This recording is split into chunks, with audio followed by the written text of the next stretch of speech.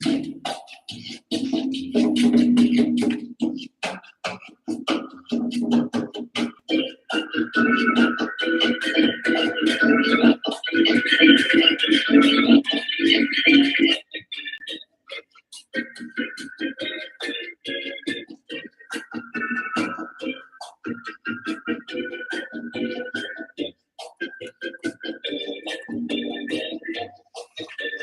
you hear me, folks? Howdy, howdy, howdy. Hey.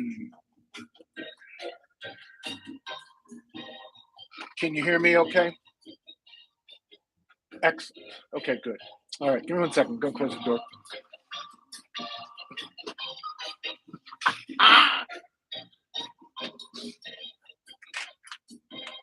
Okay. So turning off a little, turn the music down a little bit, and we'll chat a little before we get fully rolling. Make sure you have a beverage in hand or nearby.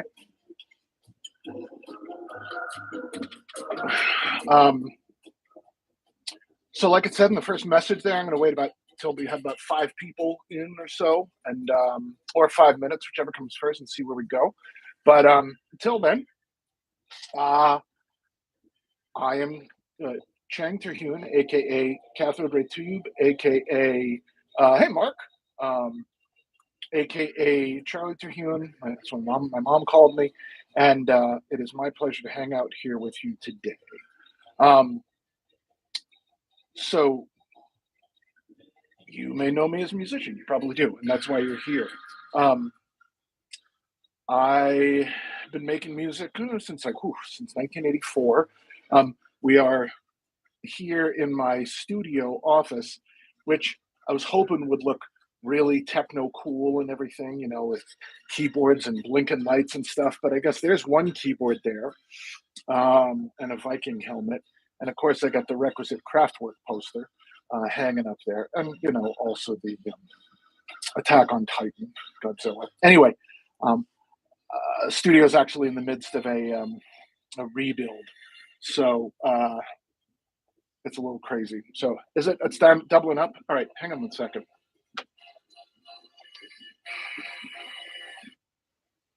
Is it just my voice that's doubling up? Let me just make sure it's all going. Okay. I do apologize. Okay. Is it still doubling up now? I was having some technical issues before, and unfortunately, they may still be cursing me at this moment. So let me just double check my settings here. Okay. And this is the astoundingly boring part of this, where we have to iron through the technical stuff. But fortunately, I've seen enough of these, so I've discovered that it's very common for lots of people. So I'm not too worried about it. So, okay. All right. I do apologize for that. I'm not sure what's causing that. I wonder if that will do the trick. Maybe it's just the mic is picking it up. I don't know. Well, hopefully, that will solve it. But let's see, how many peeps do we have in here? Peeps, I'm sorry. Okay, so it's the 3 of us. So we'll go like another minute or so before I go any further. If you're watching this on the rebroadcast or on the saved file, welcome. What I think I'm gonna do is the easiest thing, is to just kind of signal when when the track will start, and I'll just kind of start talking through there. So we'll continue with that. But while we're waiting, is the voice still doubling up, or is it just does it have a cool echo or no echo, or does it have a bad echo? Just let me know in the chat if you would. Okay, good. Thank you. All right. So okay, cool. Thank you. Since that looks good, let's do, okay, so 2 more minutes, but I'll just talk a little bit more. I'll just talk kind of in general If you know me, you'll know that I can talk all the time forever and ever. Excuse me, but and if you don't know me, you're about to find out. Um, I'll just kind of fill some space. So I'm Charlie, and been making music since 1984. And we're here today to hang out and listen to my EP, The Burning Century, which is out on Triplicate Recordings. You can get that at their Bandcamp page. One could Google Triplicate Recordings, or you could simply type in Triplicate Records, Triplicate Records.bandcamp.com, and it'll be right up there.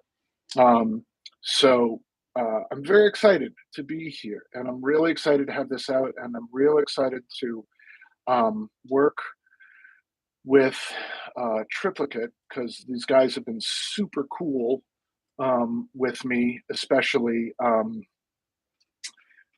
just taking me on, um, kind of at the recommendation of some other folks. I've been lucky enough to have some songs come out on some of their awesome compilations.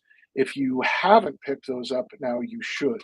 And furthermore, you should subscribe to Triplicate because they are the bee's knees, not la bee's knees, but they are the bee's knees in terms of an amazing label with a really wide variety of music and artist and sound. It's really great. I mean, it's my stuff. It's Chair Crusher. It's Time Rival.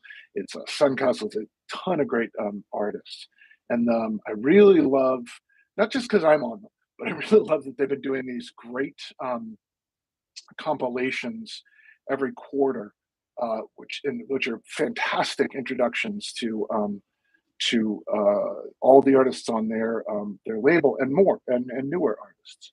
So yeah, I invite you to check them out as well as check out my EP. Definitely, that's what we're here for, The Burning Century. You may also want to check out my own site for my music, which is crtmusic.com, and that's music with a K, or you can go to conditionhuman.bandcamp.com, and you'll also find my stuff there. That's my own personal label and site. A lot of fun, cool things happen in there, and a lot of cool things happen in all the labels that I am blessed to work with. And stick around because we will have a exciting announcement at the end of this broadcast. So you got to stick around, otherwise you won't hear it, unless you want to swing back around and rewind to the end. But I may not say it right at the end. I may say it like a few seconds before. Okay, that is enough talking from me. Gonna sip a little water.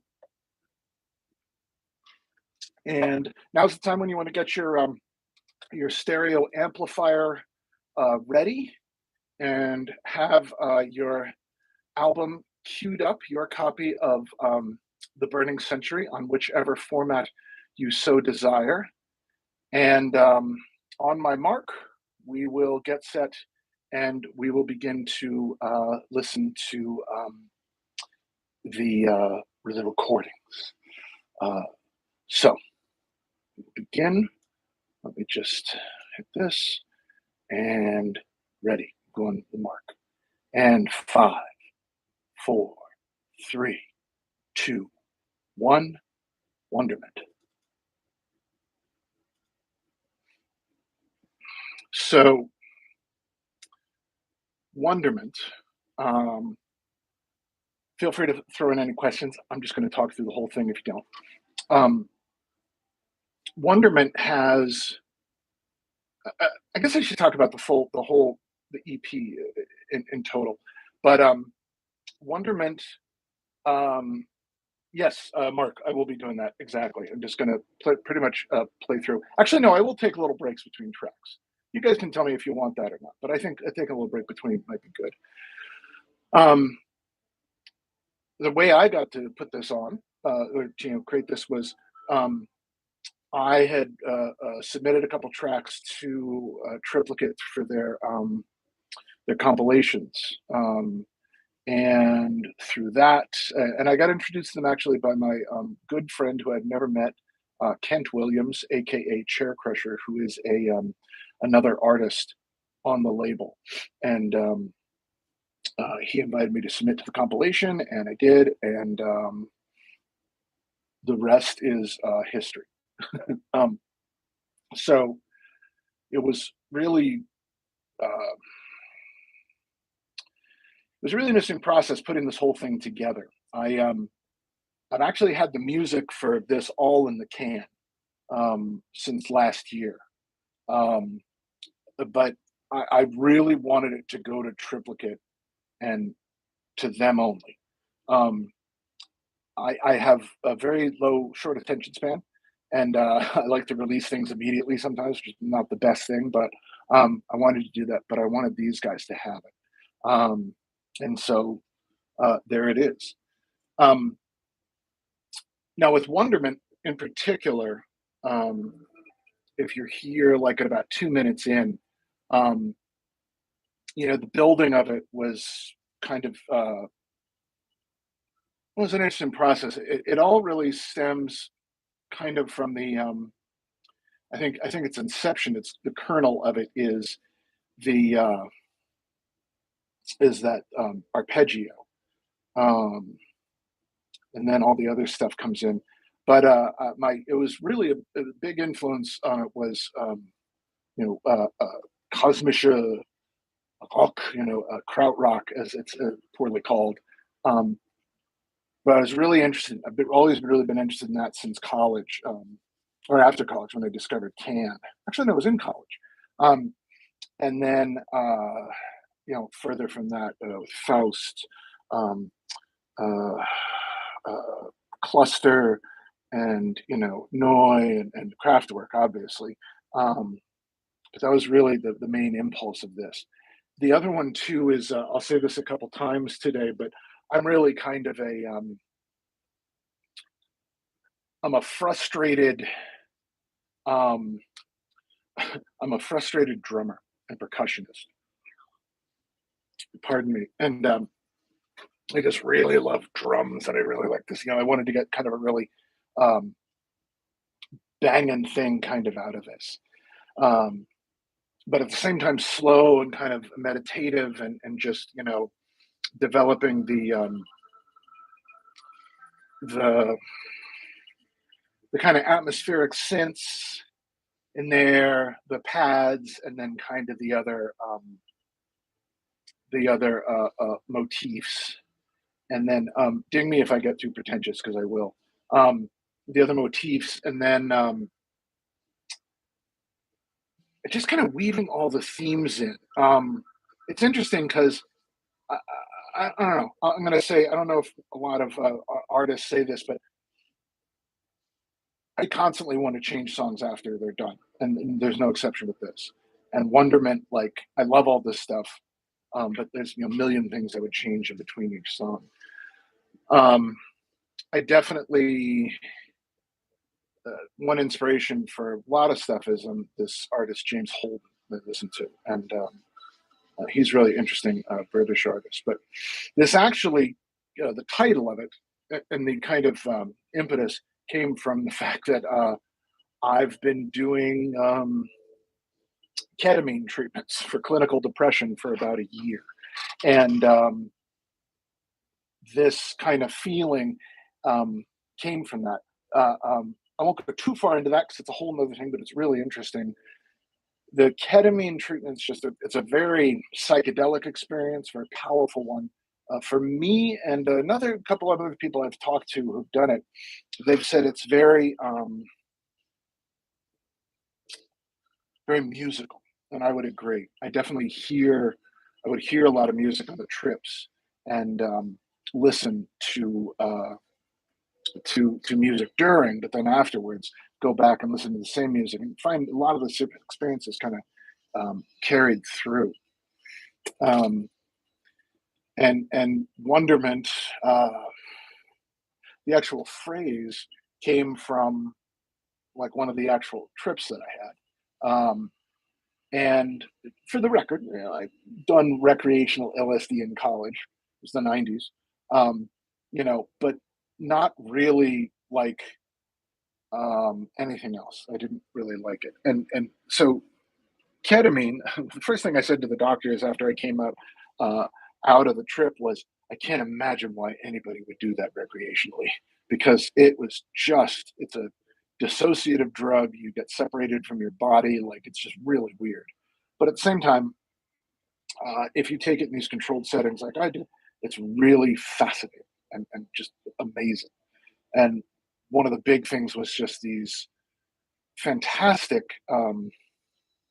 trips. And the whole trips, the sessions are very short, but the trips themselves are about an hour or so long. They're just really intensive. I can't even begin to describe them entirely necessarily. But anyway, that's where the wonderment came from.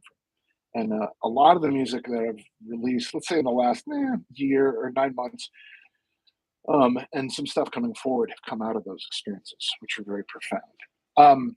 So anyway, but with this song specifically, I if you listen to my music, which I hope you do, you'll maybe notice that there's a lot of percussion and there's a lot going on.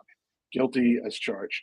With this one, I really wanted to have um, just this feeling like I just love the sound of older recordings from like the '70s and even the '80s where the drum machine, they have like a really cheesy drum machine. If you know the technical stuff, a CR78 or like an Ace Rhythm going, and then a drummer comes in like the Larry Graham and was it Central? I forget his name.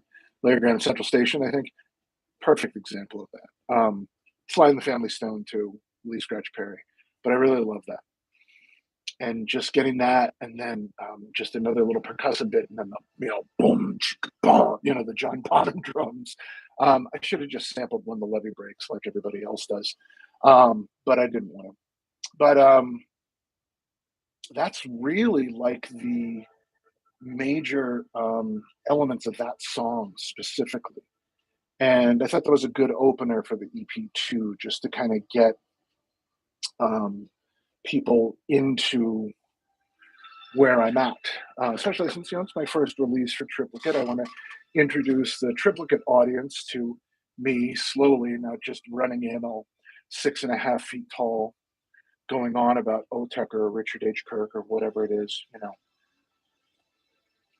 that I will do. So yeah, so the track is closing out.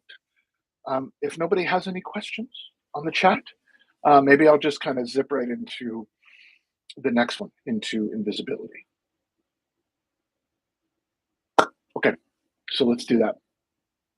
1 second here. Oh, come on, machine. That's not cool.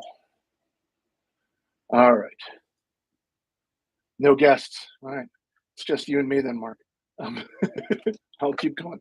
All right. So the next track is Invisibility. And Invisibility, you are going to start now.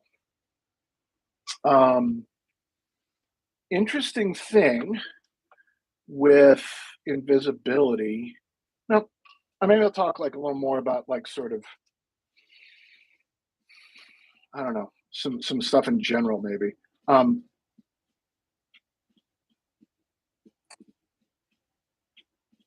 All of these tracks came out of a period when I was, I wrote this a year ago basically, and they all kind of came out of the period of the pandemic, which was awful for all of us. For me, it was especially difficult for a number of reasons. The main one being, I just I had a complete mental breakdown and defragging in April of 2021. Good news isn't better, but it definitely took its toll out on me. And among other things, my burnout in that emerged. I had trouble making music. So one thing I did was I just sat down and listened to a ton of music for pretty much all of April and a good portion of May. And like, you might say, big deal. Everybody listens to a lot of music. It's like, no, I didn't make any music. I just listened to stuff constantly. And I listened to things I knew, and then would, try to use the algorithms and the weirding way of the AIs to to find new artists and other stuff. Excuse me. So that eventually, um, I would, I started to find like a bunch of different things, and this kind of got, I don't want to say influenced by, but I definitely was thinking about a lot about the song Wanderlust. God, I cannot remember the artist's name now. It's going to piss me off. So I'll find it and I'll put it in the chat later. But um, in Wanderlust, but so this has drums and the live the drum loop of the human playing whatever, and then everything else. And like I said, frustrated drummer, percussionist. And I really liked this. In fact, I was also listening to a lot around this point the last David Bowie album. And the first track on that, can't remember now. Is it Dark Star? Dark Star opened that? I'll look it up. But anyway, the first track on that was has fantastic drums, and I really liked that kind of push of the drums in that. And I wanted that more of that to happen with this and this. And then, building up the synths into kind of a whole um, growing, um, almost all the songs will grow into a certain crescendo. I have a certain amount of synesthesia, so I will see a song as maybe not just a waveform. And I saw it this way before I worked, wrote with computers or on computer on a digital audio workstation. But I see it as kind of a crescendo like that in colors, and that's kind of how this one unfolds. And it's a little more upbeat for me than usual. If you listen to enough of my music, again, I hope you do. Um, the words that come up to describe it a lot are sad and melancholy, which I'm okay with. But I, I I think lately it's gotten a little happier. If that's from you know, the, the ketamine trials, maybe, but I don't think it's necessarily from that. This part of that big listening thing too was it's weird. It coincided with there was like some everyone studies and breakbeats, and everybody was talking about that. And everybody was talking about that big dump and the beats from that. This is probably one of those beats. But it I like how in this, like, the beginning starts a little bit like the beginning of Station to Station by David Bowie. I'm an immense David Bowie fan. And another thing about this song is it actually makes me anxious. Um, because it was almost like the sonic equivalent of like um walking out naked, to the park or something. Just because for me there's very little going on. One drum part, one bass part, two keyboard parts, and then some atmospherics, and that's it. And when you do that with a song, um and thank you. Oh, Dark Star is the first song. So thank you, Mark. Dark Star is the first song off of that Bowie album. Thank you. Um, but so the song is held together really by like sort of brute force Black Star. Thank you. I don't know why I keep calling it Dark Star. Because I can't stand Crosby, Stills, and Nash. Anyway, but yeah, so the whole song, it goes by sort of on its own force. And then as we get in here towards the end, it's, winding down and the drums are kind of coming apart and there's looping ambience and stuff and it all, floats away. But, I listen to my songs about 100 times um, easily, just in making sure every little thing is perfect. It's one of the few areas where I'm a bit of a like uber perfectionist and problematic in that way. Not problematic, but I just get really annoying about it. And this is definitely the one where I was really anxious about making sure everything and it really worked perfectly. Um, so that should be so you should now be winding down on invisibility, and if we have no further questions, we should go into Titanoboa, um, which is the third track off my EP, The Burning Century. I'll talk about the where the title came from in a moment, but there are no questions, so let's hit it and begin Titanoboa now. Um, so this one, um, well, I don't know. I'll talk generalize a little more. In general, right now, especially because you're seeing my studio is here, you can see the mess. There's one keyboard not even plugged in. I'm taking it apart to clear this room out, take out this back wall, and a bunch of other stuff.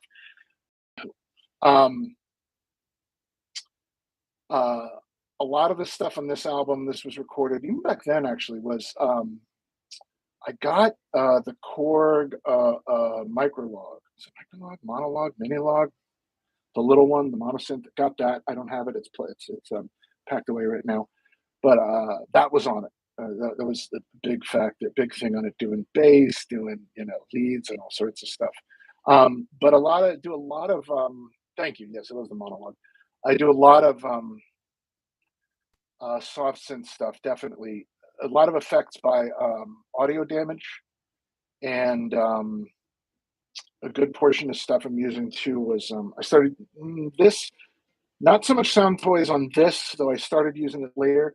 But this is a lot of Audio Damage plugins, and actually a lot of the native plugins in Live were really good. And I was really had a period where I was working heavily in those. So this one is interesting because this is one where I said to my friend Jay, who's one of my oldest friends, I said, "Oh, I'm really getting into breakbeats now, and really digging drum and bass again, and really, laying into that." And he's like, "But you always have." And I'm like, "No, I didn't. I'm really getting into it again." He's like, "No, you really have always done this." I'm like, "Really?" So I I went back and kind of listened around, and I was like, "Sure enough, I have incorporated more breakbeats than I had thought, and a lot more in recent years too." But I think in the last year, I've really started to enjoy a lot more hard drum and bass and heavier stuff. Always been a big fan of Scorn and Justin Broderick and Godflesh and things like that. But not necessarily drum and bass, but along in those lines. And they've definitely been doing things in that arena too. Um, but Titanoboa really kind of develops off of that punchy part, that dun dun, that two note kind of thing, and it really kind of developed out from that. And you can listen where the breakbeat starts to come in, and right here it's about almost 3 minutes, 2 minutes 55 seconds. You can start to hear the that breakbeat come in a little more in the other stuff. I'm really interested with my own music in developing this balance of like exploring that the breakbeats and drum and bass style stuff specifically with a little more como se dice, I just I want it to sound a little more like IDM, like not, like a little more like with my hero Richard H. Kirk, and a little more like Otek, or even guys like Mono Lake, or Phoenicia. Just wanted it to sound really kind of like that. And this came together, this one, just in an interesting fashion that just around that central motif, and then the keyboards on top of it, and then the kind of the atmospherics, those pads, kind of start to go into like more ethereal realms, if you will. It feels in a way like the odd man out on the EP. I don't know why. I guess because it's probably the one that to my ears is the most electronic, but it still fit in somehow. Whenever I set something for release, I have some people I play it for, my wife, my friend Jay. And if they don't like it, it doesn't get released. But they loved it, and everybody who heard this, they liked it. They liked it too. In fact, Kent Williams, who I mentioned earlier, Chair Crusher, he he was another one who was like, "This is all really great stuff," which I'm very always happy to hear because I don't think that very often that it is. Um, and one of the things that's key in kind of for me in making any of my songs is managing all these elements, all these loud kind of big elements all together in such a way so that nothing gets lost, nothing gets too muddy, and you're really able to have an experience with it. Mainly, you need to do that because I need to do that because my songs are very long. Um, but it was really key with this one just because it's noisy and there's drums and all that, so it was really kind of pounding along like that. And this is another one where I really, for me, it's very kind of the pitch of all the synths is kind of wobbly and everything's kind of like a little loosey goosey because I really started working in the last, like I said, the last year, 18 months on less rigidity about tuning, not like letting things go wild out of tune, but allowing more dissonance and stuff like that because you get some really interesting things happening when you let go. I would say actually overall it's been more of a thing for me of letting go of control and allowing crazy stuff to happen, which happens with this. Um, but I really love too at the end of this how when you loop a lot of stuff like I do, like I'll have loopers on almost every track, which makes the CPU go nuts. But sometimes I'll have all those running and they're playing loops, or I'll freeze a delay. And the way all these things interact is just fascinating. I could actually listen to that all day because it's just such an interesting interplay of like fragments of a note or a sound, and then colliding with the fragments of another one, and banging around. It's really very interesting to me how that works. Um, let's see if there's anything else I can say about this fascinating, brilliant track. Well, the title is a mix of both the ancient prehistoric snake Titanoboa, which they found the remains of in South America. The thing was like the length of three buses and the one width around.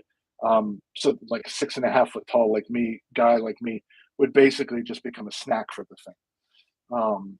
And then I just liked how that fit in nicely with the Boak, kind of like the under Boak, like the Oteker song.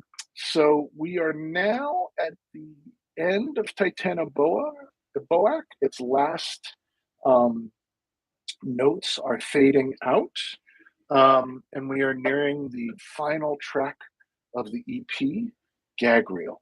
So if there are no further questions, I will hit play in 5, 4, 3, 2, 1, Gag Reel. Now, thank you, Mark. I love this song. This is my favorite one off of all the off of the whole EP. It's kind of like you know, and sometimes if you had a nice mom and you said, "Who's my favorite?" Who's your favorite child? She'd say, "All of you are." Um, my mom would lift her eye patch, look at me with the good eye, which she was faking to get away from the cops, throw the tumbler of scotch at me, and say, "I'll say you're my favorite when you pay me back that $5." I'm kidding. That's not really her. Anyway, but this song is my favorite. It's a really just a special, weird one for me. It comes out of that thing I was doing. I was talking about with break beats and drum and bass. It comes from that, but also from really a lot of it. Uh, this track especially comes from a lot of talk with Kent Williams. We'll chat on Messenger here and there during the day, and he plays me, um, you know, sketches of his stuff, and I'll play in mine. And this song really came out of that, and just stuff we were talking about. It's um, it's really, to me, it's an experiment of a couple different things happening. Um, One is, well, I'll kind of go through it. So there's my requisite, three drum parts. Um, and there's one of which is actually just a lot of the ambience in the background, which to me I like to think sounds like what do you call it? Pole or or something. Like I like that kind of ambience in the beginning. Um, and then the other one does the more percussive. I like kind of sounds kind of distorted, like what Eno used to do to drum loops and drum machines back in the day. Um, and then you have, eventually it'll kick in, the the main the drum loop part. But before that, there's some interesting things going on with kind of with the hazy chords at this point. And what I was trying to do was what's called hocketing, and it's a medieval musical term, um, which, before you think I'm putting on airs and sounding all fancy, I can't read music. I know some music theory, but mostly I'm just kind of a play it with one finger, mouse around until the song comes together type of guy. But hocketing, anyway, is where you kind of split a melody or a harmony, and you split a melody of a song between a couple different instruments, or a couple different parts. In this case, these two, maybe, if I'd thought ahead, I would have showed you the live set, if that would have been interest. But it has two keyboard parts kind of um, playing in such a way, and I arranged them so that over time they would form the whole of a chord, but they begin at different points and they begin playing different parts, so that when they eventually come together, it comes together into this like whole beautiful hazy chord. Um, that was the first thing that was really cool about it, was figuring out how to make that work and how to make it come across so that, excuse me, it was interesting to the listener, but also apparent to them. The second thing is this drum beat that comes in right about now at 4 minutes 20 seconds, and we'll call it 4 minutes. Is when it starts fading in. But the thing I love about this is I was also, in addition to many other things, starting to mess more consciously with polyrhythms. Again, that's your second music theory term for the day. More of a $5 word as opposed to the $20 word of hocketing. Anyway, but I was messing with polyrhythms, and that was a pretty bog standard drum and bass loop until I trimmed it, and all of a sudden I found this point where it would loop perfectly, but the snare was always moving in a different place, and I love it. I love the fact that, to this day, I wrote the song, and it's a year old, and I've listened to it, again and again and again and again. To this day, I still can never predict where the snare is going to hit as I'm listening, and I just find that awesome. I love finding new little gems in any song that you've listened to forever, but I especially love it when my own music surprises me, um, because it doesn't very often. Especially when you're obsessive like me and listen over and over and over again. Um, but it does that, and it's really cool. I really love how in the middle part here, at around almost 6 minutes, or 5.5 minutes, there's just that break where all just the kind of elements are floating. You're getting the last little bits of what do you call it? Loops and stuff floating around, and then we come into kind of the I don't know, be the third act of the song, um, where the keyboards come back in and the bass comes back in and it starts to kind of descend. So that's, I mean, that's really what it is in a nutshell. I'll say something else. If you were lucky enough to pick this album up, which you still can, The Burning Century, Triplicate Records, Bandcamp, um, Cathode Tube is the artist name. Um, Bandcamp did a really great interview with me. Not Bandcamp, Triplicate did, and it was really fascinating. One of the things I was talking about in it was, um, the fact that I don't shy away from making a long song, and I make no bones about it that I think we should. It's a tall order in this day and age after 2 years of a pandemic and being glued in terror to our phones to ask people to have a longer attention span for music. But I do, and I do that with this, and these songs unfold over a long period of time, but they also I think reward you over that long period of time, which I hope you feel the same way. But this is really one of those where it just, by the end, these looping delays and loopers and whatever have been going through the whole song, so that you start to have just all this unintended noise and stuff happening in the background with the loops. It's kind of the same thing that it's basically what Robert Fripp would do with his early version of Frippertronics, and like well into the before he got super digital. He would just leave the machinery running and it would just develop its own sounds and everything. And the similar thing is happening here, where you just feed a a um, a delay or something, a little bit of sound, and then stop it, and then loop it, and slow it down or whatever, and then you get all this really fascinating stuff happening to a track overall, or towards the end.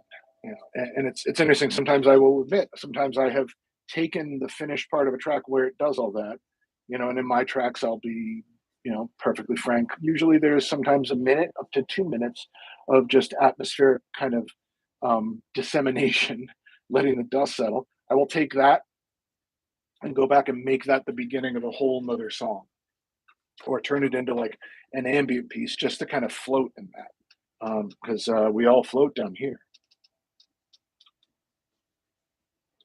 But that's kind of the that's really kind of the majority of the stuff I can think of to talk about this, despite my loving to talk about it so much.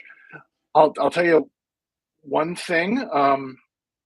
The title comes from, I just thought, it was a bad day. And I was looking at the fact that, climate change is not just here to stay, but probably not going away for a very, very long time. And we're in a period of immense upheaval worldwide. I don't want to get too political or bring it in here, but you look out your window, you see what's going on, and it's a crazy time. And the parts of the planet are on fire, getting there, will be on fire come the winter. The oceans are warming. It's a bad time. And I think it's a tremendous time of upheaval, but I also think it's a tremendous time where we can set the stage for humanity to move forward and improve, because Lord knows we need to do that. And then the album art is a picture I took. I can't remember where, but just a little bit of futzing around with it in some app on my phone. I think it was Hyperspective, and and giving it that, and then I sent it to folks at Triplicate, and they made it even more beautiful than it originally was. Incredible. So that's kind of it. That is the Burning Century in a nutshell. Um, I think we'll hold off on Testadura, talking about that and Unearthed, until another time. But before I go, take any questions. And in the meantime, like I said, you can get this on triplicaterecordings.bandcamp.com. I am Cathode Ray Tube, and it's really been a pleasure speaking with folks today. And I hope you come back and you listen to this and check it out and listen on your own, have your own little listening party. I guess I will also say I'm planning on making this a monthly thing. Um, and I will be doing more live streams going forward. Perhaps less of me talking and more of me playing, because that's far more interesting to me. Um, Question from the young fellow from California. Um, do I ever play live? Yes. Not in a very long time. I really would love to play live more.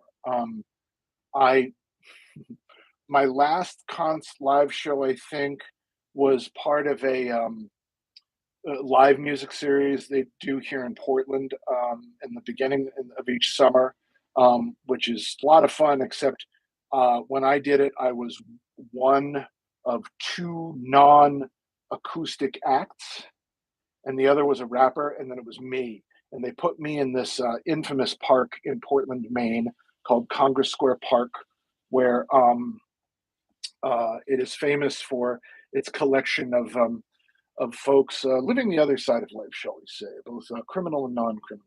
Some folks just trying to get by, and some folks trying to get by in ways that are a little less savory than others. Uh, and I cleared out the park. Excuse me. And I was very happy to do that, to clear out the park. Um, but since then, I really thought about it that show. I wanted to play out more, but I want to do it differently. And hopefully with these live streams, that'll help me get towards that point. So keep looking forward to that. Excuse me. Favorite audio damage plugin? That's a great question. The great thing about audio damage is, excuse me, so sorry. Gas station turkey sandwich really hits you sometimes. Thing about audio damage plugins, just been using them forever, like 17 years. Um, and they've just all been amazing. Um, and it's hard to say which one. The one that goes in my every single song is the dub station.